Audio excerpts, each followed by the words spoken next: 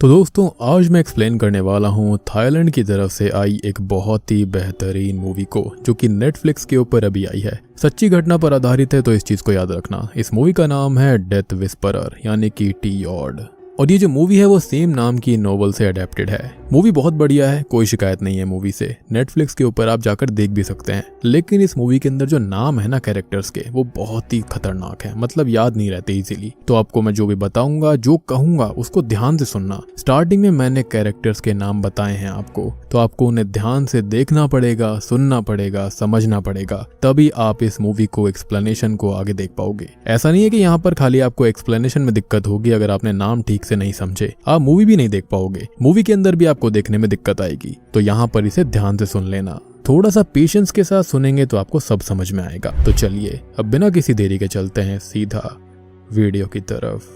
तो मूवी की शुरुआत 1972 यानी कि 1972 में थाईलैंड कंचानाबुरी गांव में एक कपल को दिखाने से होती है, जो कि अपने घर के बाहर बहुत ही ज्यादा परेशान होकर अपनी बेटी नाट की बीमारी के बारे में बात कर रहे थे। तभी अचानक से उन्हें नाट की बहुत जोरों से चिल्लाने की आवाज आती है, जिसको सुनकर जब वो लोग अंदर जाते हैं तो वहाँ पर नाट जमीन पर लेटकर दर्द के मारे रो रही थी। लेकिन होता यह है कि अचानक से ही नाट का पेट फूलने लगता है, जिससे उसको भयानक ब्लीडिंग होना शुरू हो जाती है और वो तभी मारी जाती है। जिसके साथ ये सीन कट होकर एक फैमिली पर जाता है, जिसके अंदर हम बून येन नाम की औरत को देख पाते हैं, जो कि अपने हस्बैंड और अपने 2 बेटे और 3 बेटियों के साथ कंचानाबुरी गांव में ही रहती थी और फार्मिंग करके ये लोग अपना गुजारा कर रहे थे। अब देखो, इस फार्मर परिवार के 6 बच्चे होते हैं, जिसके अंदर 3 लड़के होते हैं जिनके नाम याक, यॉस और यॉर्ड होता है। 3 लड़कियां होती हैं जिनके नाम यार्ड, यैम और यी था। और जब ये तीनों स्कूल जा रही होती हैं तो बून येन उन्हें टाइम से घर वापस आने को बोलती है, क्योंकि उनके डैड आज उन्हें मेले में लेकर जाने वाले थे। जिसको सुनकर ये तीनों बहुत ही ज्यादा खुश हो जाती हैं और वहां से स्कूल जाने लगती हैं।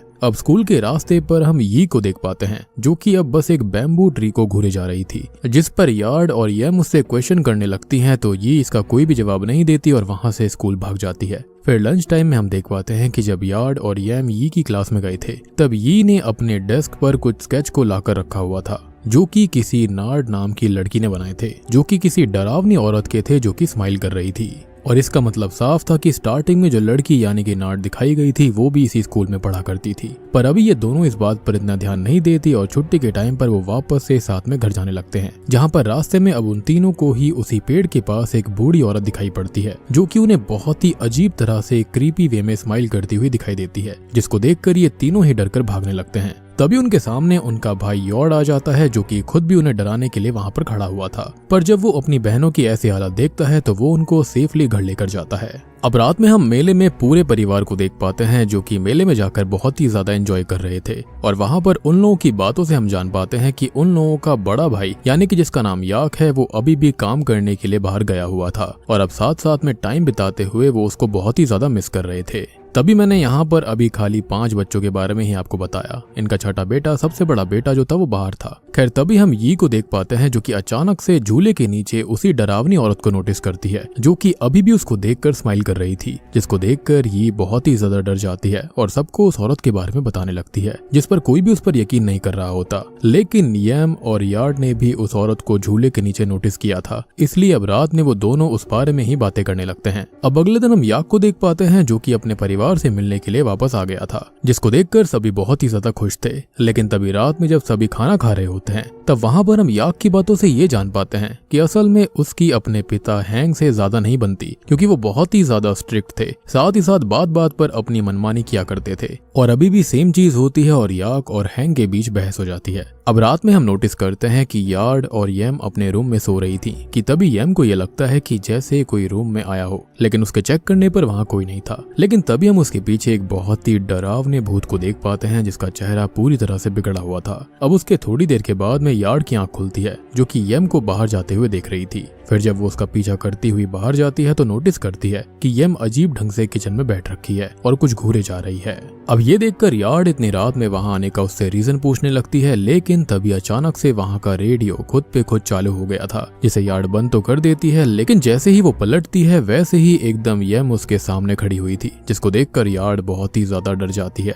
साथ ही साथ अब यम उससे अजीब ढंग से कहती है कि उसे भूख लगी हुई थी और इतना बोलकर वो वापस सोने चली जाती है। लेकिन जैसे ही यार्ड आकर उससे उससे बात करना चाहती थी, तभी हम कुछ अजीब सी आवाजों को रूम के अंदर सुन पाते हैं, जिसको सुनकर यार्ड बेहोश हो जाती है। अगली सुबह हम मुन नाम के एक आदमी को देख पाते हैं जो कि हैंक के फील्ड में ही काम किया करता था और अभी के टाइम पर वो डर कर आता है और अपना हिसाब क्लियर करने के लिए कहता है, क्योंकि उसने फील्ड में कुछ ऐसा देख लिया था जिसके बारे में वो किसी को बताना नहीं चाहता। लेकिन वो वहां से जाने से पहले बस हैंक से खुद का और अपने परिवार का ध्यान रखने के लिए बोलता है। अब आगे जब यार्ड येम से बात करने जाती है तब येम आज उससे बहुत ही अजीब तरह से बर्ताव करती है। साथ ही साथ उसने बूनियन से भी यार्ड की झूठी शिकायत कर दी थी, यानी कि अपनी माँ से, जिससे यार्ड को डांट पड़ जाती है। लेकिन उसको समझ में नहीं आता कि येम को अचानक से हुआ क्या है। साथ ही साथ यी को भी येम का वो बर्ताव बहुत ही ज्यादा डरा रहा था। तब वो वापस से उसी औरत की स्माइल को जमीन पर ड्रॉ करती है और डर कर वहां से भाग जाती है। जिसके थोड़ी देर के बाद में हम देख पाते हैं कि बूनियन और हैंक किसी काम से बाहर जा रहे थे।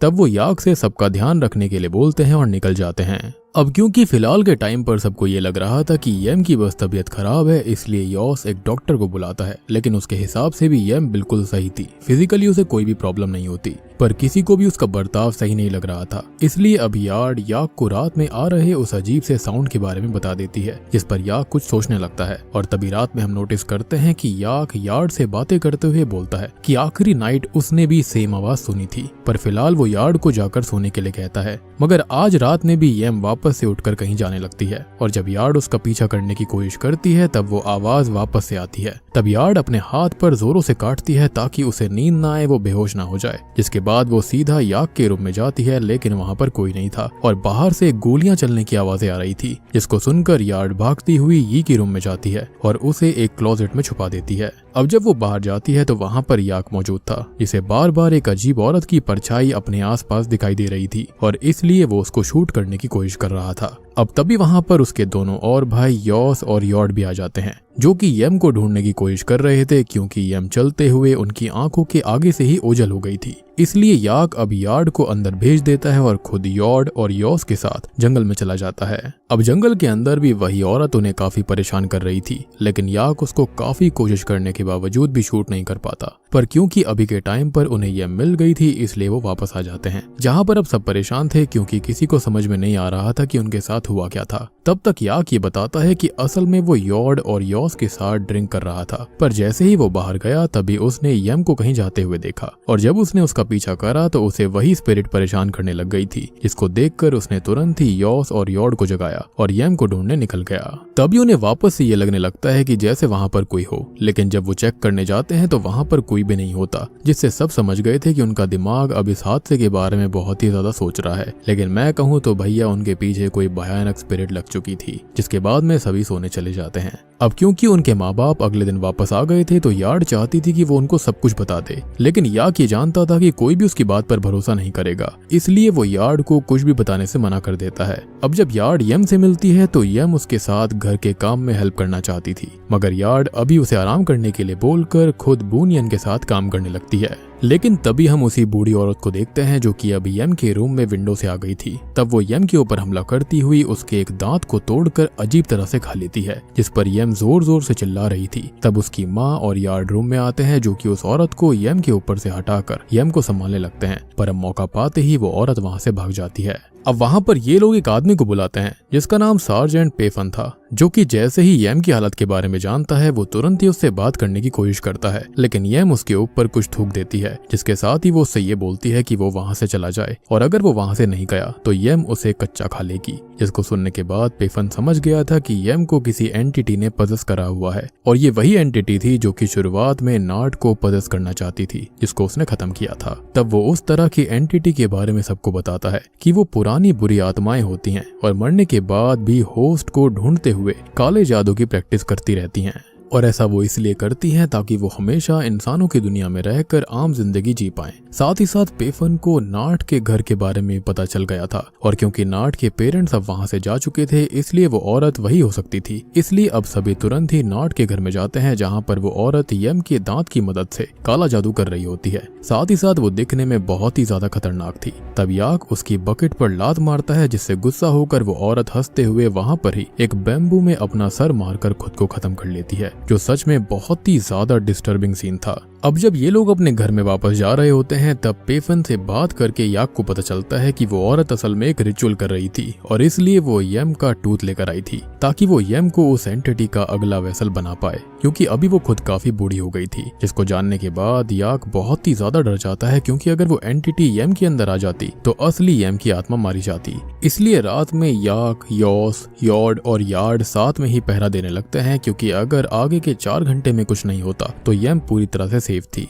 बेसिकली आप ऐसा समझो कि उस बूढ़ी औरत के अंदर से जो एंटिटी थी वो आजाद हो चुकी थी, तो वो खुली घूम रही थी। लेकिन जैसे ही रात में 2 बजते हैं वैसे ही वहां पर सभी को वही आवाज आने लगती है जिससे सबको नींद आ रही थी। लेकिन तभी याक अपने हाथ को आग के ऊपर रख देता है ताकि वो अपने ध्यान को भटका सके। तभी वहां पर यम भी आ गई थी, जिसके बाद वहां से आ रही आवाजें और ज्यादा तेज हो जाती हैं, जिससे कि अब सभी बेहोश हो गए थे। साथ ही साथ यम भी अब वापस से उसी बैम्बू के पेड़ की तरफ निकल चुकी थी जिसको हमने मूवी की शुरुआत में देखा था। अब थोड़ी देर के बाद में वापस से यार्ड को दिखाया जाता है, जिसकी जब आंख खुलती है तो वो जाकर याक को उठाती है और जब याक उठता है तो वो सबको उठाता है और यार्ड को यी के पास जाने के लिए बोलता है और खुद बाहर चला जाता है ताकि वो अपनी बहन यम को ढूंढ सके। साथ ही साथ वो उस एंटिटी को भी खत्म करना चाहता था। अब तभी वहां पर उनके पिता को ये लगता है कि यम ड्रामे कर रही है और इसलिए उनका पिता याक को चांटा मार देता है, जिससे गुस्सा होकर याक भागता हुआ जंगलों में चला जाता है, या फिर ये कहूँ कि फील्ड्स में चला जाता है जहाँ पर खेती बाड़ी होती थी, क्योंकि वहां पर से ही उसे यम की आवाज आ रही थी। जहाँ पर जाने पर अब वो एंटिटी उसके सामने उसकी माँ बनकर आ गई थी, जिसको देखकर याक पहले तो उसे शूट करता है, लेकिन जब उसको कुछ भी नहीं होता तो याक भागता हुआ आगे की तरफ जाने लगता है ताकि वो मौका देखकर वापस से उस एंटिटी को शूट कर पाए। तभी उसके सामने वापस से उसकी माँ आ जाती है और अब वो उन्हें भी शूट करने वाला था। तभी यॉर्ड उसकी गन को ऊपर कर देता है, जिससे अब याक को समझ में आ गया था कि वो उसकी असली माँ थी, यानी कि यहाँ पर ये एंटिटी ट्रिक करके इनके खुद के ही खानदान को मरवाना चाहती है। खैर अब वापस से इन लोगों ने किसी तरह से अपनी बहन यम को ढूंढ लिया था। अब दूसरी तरफ घर के अंदर हम यार्ड और यी को देख पाते हैं, जो कि जब उनके रूम को लॉक करके बैठे हुए थे तभी वहां पर वो एंटिटी फिर से आ जाती है, जो कि उसके ही परिवार वालों की आवाज में उससे दरवाजा खोलने को कह रही थी। पर क्योंकि यार्ड सच्चाई जान गई थी इसलिए वो लॉक नहीं खोलती। तब वो एंटिटी खुद ही अपना हाथ डालकर उस डोर को खोलने की कोशिश करने लगती है, लेकिन सही समय पर वहां पर उनकी माँ और बाकी सब आ गए थे, इसलिए वो एंटिटी वहां से भाग जाती है। अब अगले दिन हम पेफन को देख पाते हैं, जो कि पुत नाम के एक आदमी को लेकर आया था, जो कि इन सब चीजों को भगाने में याक और सबकी हेल्प कर सकता था। पर अभी पुत उनके घर के आसपास के एरिया को चेक करने लगता है, जिससे उसे उस बैम्बू ट्री के पास कुछ नेगेटिव चीजें होने का एहसास हो रहा था। लेकिन याक ये चाहता था कि पुत फालतू जगह पर टाइम वेस्ट ना करे और यम के पास चला जाए, इसलिए पुत यम के घर के बाहर एक होली सिंबल बनाता है और बाद में वो यम के पास जाकर उस एंटिटी को उसकी बॉडी से निकलने के लिए बोलने लगता है। साथ ही साथ वो कुछ मंत्र भी पढ़ रहा था, जिसको सुनकर उस एंटिटी को दर्द होने लगता है, इसलिए वो यम होने का नाटक करती हुई रोकर बूनियन से यानी कि अपनी माँ से मदद मांगती है। अब देखो माँ तो माँ होती है ना, तो बूनियन अपनी बच्ची यम की ऐसी हालत नहीं देख सकती थी और इसलिए वो पुत को उससे दूर करके खुद उसको गले लगा लेती है, जिसको देखकर सभी शॉक्ड थे। अब बूनियन यहाँ पर किसी के भी समझाने पर उनकी बात नहीं सुन रही थी, इसलिए पुत सबको वापस से उसी बैम्बू ट्री के पास लेकर चला जाता है। साथ ही साथ वो सबको बताता है कि सब कुछ इसी पेड़ से चालू हुआ था, इसलिए उन्हें उस पेड़ को काटना पड़ेगा। और ये सुनकर याक कुछ ही देर में यॉस और यॉर्ड के साथ मिलकर उस पेड़ को काट डालता है, जहाँ से उन्हें बहुत ही गंदी बदबू आ रही थी। फिर जब वो आगे जाकर देखते हैं तो वहाँ पर इंसानों का मीट और साथ ही साथ बहुत सारे सड़े हुए ऑर्गन्स पड़े हुए थे, जिनको देखने के बाद सभी बहुत ही ज्यादा डर जाते हैं। अब क्योंकि यहाँ पर यम को भी समझ में आ गया था कि बाहर पुत सबको उस बैम्बू ट्री के पास लेकर गया है, तो वो तुरंत ही चिल्लाते हुए बाहर आ जाती है और सब पर हमला करने की कोशिश करने लगती है। अब बाकी सब उसको पकड़ते हैं और पुत उसको किसी तरह से कंट्रोल करता है, जिसके बाद याक वहाँ पर मौजूद फ्लैश में आग लगा देता है। साथ ही साथ पुत वहाँ पर उन्हें तुरंत ही सबसे बढ़िया हॉस्पिटल चलने के लिए कहता है, क्योंकि अभी के टाइम पर उसने किसी तरह से उस स्पिरिट को वीक कर दिया था। और सबसे बड़ी बात ये थी कि जैसे ही वो स्पिरिट यम के शरीर से बाहर निकलेगी तो तुरंत ही उसे डॉक्टर की जरूरत पड़ने वाली है। अब इसलिए सभी पुत को ही अपने साथ लेकर हॉस्पिटल की तरफ शहर में जाने लगते हैं, जहाँ पर रास्ते में पुत सबको बताता है कि असल में वो एंटिटी पहले नाट को ही पजेस करने वाली थी, पर वहाँ पर जब उसकी बात नहीं बनी तो उसने न्यू होस्ट को तलाशा, इसलिए पहले उसने यू को चूज किया था, जो कि उसकी नेक्स्ट वेसल होने वाली थी। लेकिन जब इस एंटिटी ने नोटिस किया कि यम अभी बीमार है और उसको पजेस करना आसान रहेगा, तो उसने यम को पजेस कर लिया, यानी कि पहला शिकार यहाँ पर ये थी। अब जब पुत इन सब के साथ जा रहा होता है तो वो याक को कुछ स्पेशल बुलेट्स देता है जिसका इस्तेमाल उसे खाली एंटिटी के ऊपर करना था क्योंकि जल्दी ही यम जागने वाली थी। अब जैसे ही यम जागती है तो उसके अंदर की एंटिटी जो होती है वो याक को और बाकी सबको तरह तरह की चीजें दिखाना चालू कर देती है ताकि वो गाड़ी रोक दे। पर क्योंकि पुथ ने सबको पहले ही बता दिया था कि सब कुछ इल्यूजन होगा तो याक गाड़ी नहीं रोकता। तब उसके सामने बहुत सारी आत्माएं आने लगती हैं जो कि उसकी गाड़ी का रास्ता रोकने के लिए खड़ी हुई थी, लेकिन अभी भी याक गाड़ी नहीं रोकता और उन सब के ऊपर गाड़ी चढ़ा देता है जिससे उसके घर वाले भी बहुत डर गए थे। इनफैक्ट मैं खुद डर गया था। पर अब वापस से याक के सामने उसकी फैमिली ही रोड पर आ जाती है जिन्हें देखकर याक गाड़ी रोकने वाला था, पर पुथ वापस से सब संभाल लेता है जिससे याक अभी भी कार चला रहा था। मगर पुथ का ध्यान याक को बचाने की वजह से यम से हट गया था और इसी बात का फायदा उठाते हुए यम पुथ के हाथ को काट लेती है जिससे कार का बैलेंस बिगड़ जाता है और कार एक पेड़ से जा टकराती है। अब इन सब से होता यह है कि मौके पर ही पुथ की मौत हो जाती है, जिसके थोड़ी देर के बाद में जब याक की आंख खुलती है तब तक यम उठ चुकी थी। साथ ही साथ अब उसने याक की बुलेट को भी ले लिया था, जिसको देखने के बाद याक उसको रोकने की कोशिश करने लगता है, लेकिन यम पेफन को शूट करके मार डालती है। और अब वो अपनी माँ को भी मारने ही वाली थी, लेकिन याक उसकी गन को पकड़ता है और यम को स्टैब कर देता है जिससे कि वो बहुत ही ज्यादा जोरों से चिल्ला रही थी। साथ ही साथ अब उसकी बॉडी से एक काला कलर का अजीब सा सब्सटेंस बाहर आया था, जिसको देखने के बाद याक किसी तरह से उस एंटिटी को यम की बॉडी से निकाल लेता है जो कि दिखने में बहुत ही ज्यादा खतरनाक थी। और जैसा कि पुथ ने याक को कुछ स्पेशल बुलेट्स दी थी, याक उस बुलेट की मदद से अब उस एंटिटी को शूट करके खत्म कर देता है, जिसके बाद सभी हॉस्पिटल पहुंचते हैं जहां पर होश में आने के बाद अब यम को कुछ भी याद नहीं था कि शुरुआत से लेकर अब तक हुआ क्या। अब उसकी बहन यार्ड उसको आराम करने के लिए बोलती है और अब खुद बाहर याक के पास चली जाती है, जहां पर उन दोनों की बातों से हम ये जान पाते हैं कि याक असल में पुथ और पेफन का बहुत ही ज्यादा शुक्रगुजार है कि उन्होंने अपनी जान देकर भी यम की जान को बचा लिया। अब ये सारी बातें करने के बाद जब यार्ड वापस से यम के पास जाती है तो यम बातें करते हुए ही अपने दांत को उसी तरह से उखाड़ लेती है जैसे कि नाट ने उसके दांत को उखाड़ा था, जिसको देखकर यार्ड समझ गई थी कि अभी भी यम पॉजेस्ड हालत में है और जंगल में जो कुछ भी हुआ वो सब एंटिटी का ही दिखाया हुआ था ताकि वो सबके साथ खेल खेल सके। तभी हम देखते हैं कि यम का पेट भी उसी तरह से फूलने लगता है जैसे कभी नाट का फूला था, जिसको देखकर सभी अंदर आ जाते हैं और बहुत ही ज्यादा डर जाते हैं, पर फिर भी यम को नहीं बचा पाते और उसकी वहीं मौत हो जाती है। अब वहीं से हमें कुछ दिनों के बाद का सीन दिखाया जाता है जहां पर याक बहुत ही ज्यादा गुस्से में उसी बैम्बू ट्री के सामने खड़ा हुआ था और तब वो गुस्से में उस बैम्बू ट्री में आग लगाते हुए बोलता है कि कहानी अभी खत्म नहीं हुई है और वो उस एंटिटी को खत्म करके रहेगा ताकि किसी और के साथ कभी भी ऐसा ना हो। और बूम, इसी के साथ में ये मूवी यहीं पर खत्म हो जाती है।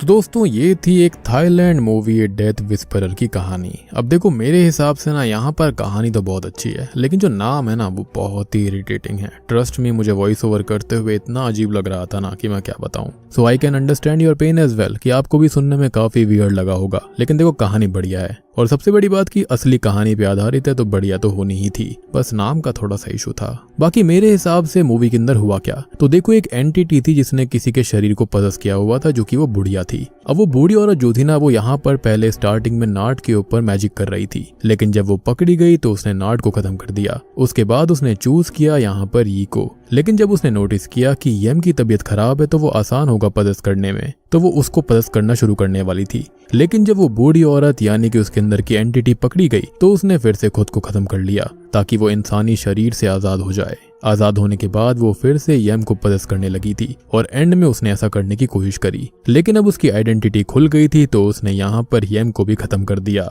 बेसिकली एक बार जिस पर वो नजर टिका लेती है ना उसको छोड़ती नहीं है।